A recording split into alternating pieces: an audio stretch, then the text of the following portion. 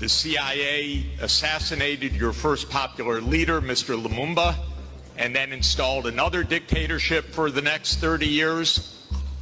And then Glencore and others now suck out your cobalt without giving you tax income. We don't reflect on that. We say, what's wrong with you? Why don't you govern properly? It's interesting, we heard from the minister of DRC, what's wrong with your country? Well, we don't even start by saying the King of Belgium created a slave colony for 30 years. The government of Belgium ran the slave colony for another 40 years. The CIA assassinated your first popular leader, Mr. Lumumba, and then installed another dictatorship for the next 30 years. And then Glencore and others now suck out your cobalt without giving you tax income. We don't reflect on that. We say, what's wrong with you? Why don't you govern properly?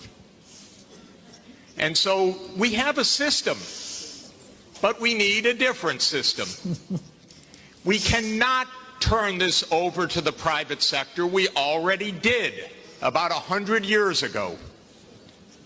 Not only to the private sector with the U.S. military behind it, with the defense of these property rights in the minister of Honduras's country, where United Fruit ran the country for a long time.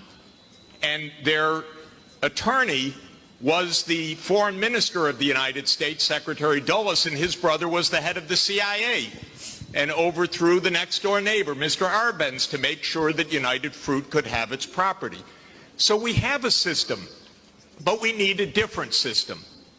And the different system has to be based on principles of human dignity in the Universal Declaration, principles of sovereignty, principles of economic rights, because these are not nice things to do.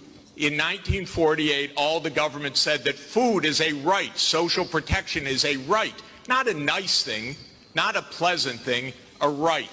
That was 73 years ago. The SDGs are nothing more than our generation's attempt to honor the Universal Declaration of Human Rights.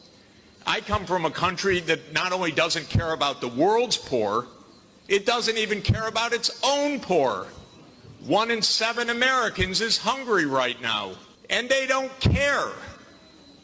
I mean, the poor people care, but one political party, all it cares about is cutting taxes for the rich and filibustering any solution. So we're in a world that's really tough. The private sector is not going to solve this problem. I'm sorry to say to all of the private sector leaders, behave, pay your taxes, follow the rules. That's what you should do.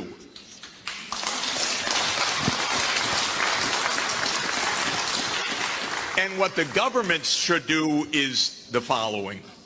They won't, but they should.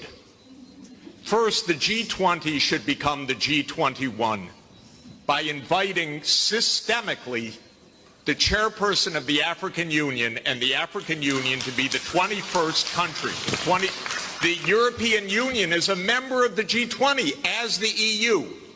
If you add the AU as the 21st for the G21, you add 1.4 billion people to representation at that crucial event.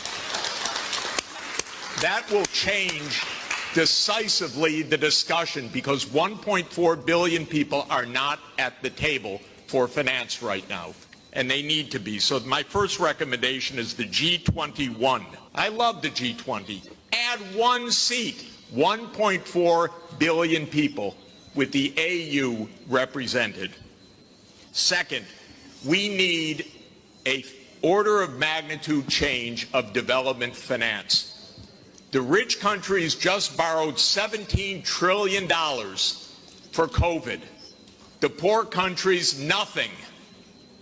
Because the rich countries can borrow at 0, and the poor countries pay 5 or 10% coupon rates or have no access at all.